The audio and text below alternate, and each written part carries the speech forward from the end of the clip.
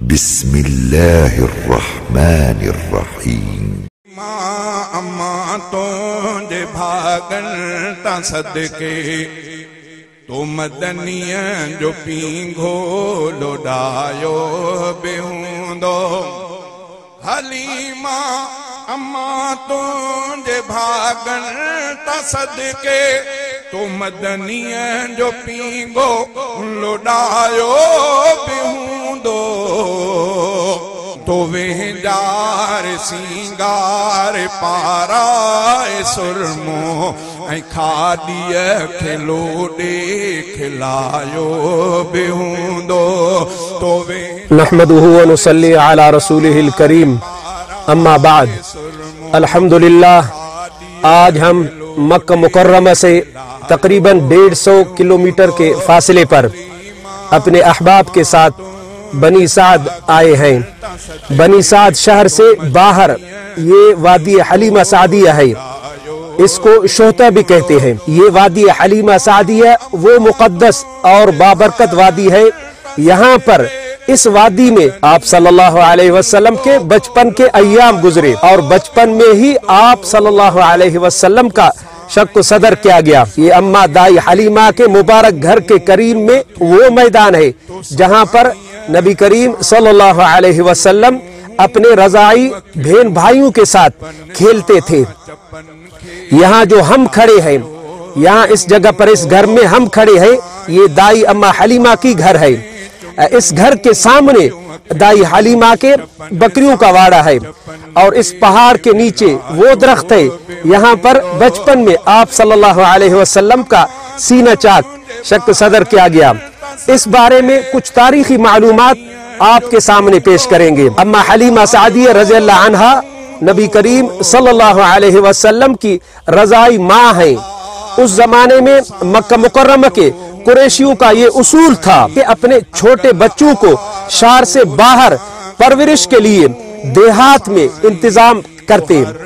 دیہات کی کھلی ہوا اور آزاد فضا صحت کے لیے بہت مفید ہے تاکہ ان کے عربی زبان بچوں کے عربی زبان بھی فصیح و بلیغ ہو۔ بنی سعد کے قبیلہ فصاحت و بلاغت میں بہت مشہور ہے۔ نبی کریم صلی اللہ علیہ وسلم فخر سے فرمایا کرتے تھے کہ میں تم سب سے فصیح تر ہوں کیونکہ میں خاندان قریش سے ہوں اور میری زبان بنی سعد کی زبان ہے۔ بنو سعد حوازن کا ہی قبیلہ ہے۔ اماں حلیمہ سعدیہ رضی اللہ عنہا اسی قبیلے سے تھے، تو اسی سلسلے میں حوازن قبیلے کا 10 عورتوں کا قافلہ بچے اٹھانے کے لیے مکہ مکرمہ گیا۔ دائی حلیمہ سعدیہ اور اس کا شوہر بھی ان کے ساتھ تھا۔ سب کی یہ دلی خواہش تھی کہ مکہ مکرمہ میں کسی امیر گھرانے کا بچہ ملے تاکہ معاوضہ ٹھیک ٹھاک ملے۔ نبی کریم صلی اللہ علیہ وسلم کو یتیم سمجھ کر کوئی اٹھانے کے لیے تیار نہیں تھی۔ اماں حلیمہ سعدیہ رضی اللہ عنہا نے نبی کریم صلی اللہ علیہ وسلم کو لیا۔ یہیں سے اماں حلیمہ سعدیہ کا ستارہ روشن اور چمکا۔ آج تمام دنیا اماں حلیمہ کے نام سے واقف ہے۔ آج ہم باقی ان عورتوں کے نام تک نہیں جانتے، مگر نبی کریم صلی اللہ علیہ وسلم کی پرورش نے اماں حلیمہ سعدیہ رضی اللہ عنہا کو چمکا دیا۔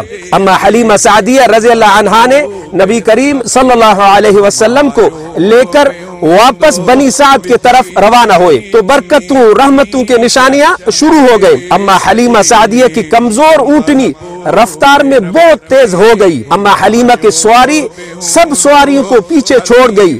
مکہ مکرمہ سے نکلنے کے بعد یہ قافلہ والوں کا وادی السرر میں پہلا قیام ہوا۔ قافلے والے تعجب سے پوچھنے لگے کہ یہ وہی حلیمہ ہے، یہ وہی اس کے شوہر، یہ وہی اس کی سواری۔ قافلے والے حیران ہو کر پوچھنے لگے حلیمہ کیا ہوا، یہ وہی سواری ہے؟ اماں حلیمہ سعدیہ رضی اللہ عنہا نے جواب دیا، اللہ کی قسم مکہ مکرمہ میں جتنے بھی بچے تھے ان میں سب سے بہترین اور مبارک بچہ مجھے مل گیا۔ اماں حلیمہ سعدیہ رضی اللہ عنہا نے امید برکت پر ننھے محمد صلی اللہ علیہ وسلم کو لیا تو اللہ تعالیٰ نے ان پر برکتوں رحمتوں کا دروازہ کھول دیا۔ نبی کریم صلی اللہ علیہ وسلم کے ساتھ اما حلیمہ رضی اللہ عنہا کے ایک اور بیٹے عبداللہ بھی دودھ پیتے تھے. اما حلیمہ کہتی ہے کہ دودھ کی کمی تھی. اما حلیمہ کہتی ہے کہ دودھ کی کمی تھی.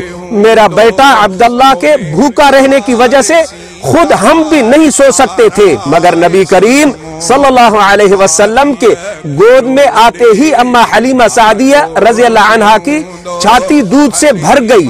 نبی کریم صلی اللہ علیہ وسلم نے اور ان کے بھائی عبداللہ نے خوب سیر ہو کر دودھ پیا. اما دائی حلیمہ کی کمزور اونٹنی کے تھن بھی دودھ سے بھر گئے. اما حلیمہ رضی اللہ عنہا نے اپنے شوہر سے کہا، خدا کی قسم یہ برکتیں سب اس بچہ کی وجہ سے ہے، یہ تو بہت مبارک بچہ ہے.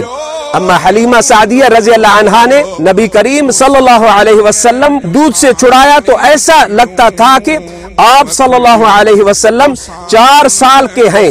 اما حلیمہ سعدیہ رضی اللہ عنہا آپ صلی اللہ علیہ وسلم کو والدہ کے حوالے کرنے مکہ مکرمہ کی طرف روانہ ہوئے. وہاں مکہ مکرم میں اس وقت ایک وبا پھیلی ہوئی تھی. اما حلیمہ رضی اللہ عنہ کو نبی کریم صلی اللہ علیہ وسلم کی محبوبانہ اداؤں سے مزید لطف اندوز ہونے کا کچھ بہانہ ہاتھ آ گیا. اما آمنہ سے اصرار کیا، اما آمنہ سے درخواست کی کہ اس در یتیم کو چند دن اور ہمارے پاس رہنے دیا جائے. اما آمنہ نے درخواست منظور کر لی. اما حلیمہ نبی کریم صلی اللہ علیہ وسلم کو لے کے پھر اپنے وطن بنی سعد لوٹ آئے. بنی سعد میں ایک دن آپ صلی اللہ علیہ وسلم اپنے بہن بھائیوں کے ساتھ بکریوں کو چرانے کے لیے وادی میں گئے ہوئے تھے. رضائی بھائی اپنے گھر دوڑتا ہوا آیا، اپنے والدین سے کہا کہ میرے قریشی بھائی کو 2 سفید پوش کپڑوں والے آدمیوں نے پکڑ کے لٹایا، پیٹ چاک کیا. یہ خبر سنتے ہی دونوں میاں بیوی کے تو ہوش اڑ گئے، دوڑتے ہوئے آئے. اما حلیمہ رضی اللہ عنہا نے آپ صلی اللہ علیہ وسلم کو سینے سے لگایا، پھر رضائی والد نے سینے سے لگایا. اما حلیمہ رضی اللہ عنہا نے پوچھا، کیا ہوا میرے پیارے بیٹے؟ آپ صلی اللہ علیہ وسلم نے پورا واقعہ بتا دیا. یہ شق صدر تھا، آپ صلی اللہ علیہ وسلم کے معجزات میں سے ہے. شق صدر کا واقعہ آپ صلی اللہ علیہ وسلم کی زندگی میں 4 مرتبہ پیش آیا. اس واقعے کے بعد اما حلیمہ رضی اللہ عنہا مکہ مکرمہ پہنچے. اما حلیمہ نے نبی کریم صلی اللہ علیہ وسلم کے والدہ اما آمنہ کو پورا قصہ سنایا تو اما آمنہ بالکل نہ گھبرائے. وہ تو آپ صلی اللہ علیہ وسلم کے انوار و برکات کا مشاہدہ پہلے کر چکی تھی. تو اما آمنہ کہنے لگے کہ میرے اس بیٹے کی بڑی شان ہوگی، شیطان ان کا کچھ نہیں بگاڑ سکتا. اس کے بعد اما حلیمہ سعدیہ رضی اللہ عنہا نے آپ صلی اللہ علیہ وسلم کو والدہ ماجدہ کے حوالے کر کے واپس بنی سعد چلی گئی.